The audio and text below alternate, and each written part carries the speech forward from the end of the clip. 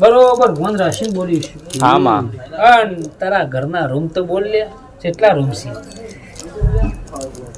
તારા રૂમ ત્રીજો રૂમ નહીં બતાવો હારીનો?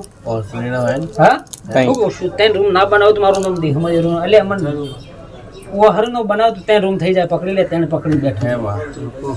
સંજય બરોબર ખૂણામાં નહીં જતી, ખૂણા બાર હેડો એટલે તમે ફ્રીજ છે ઘરમાં?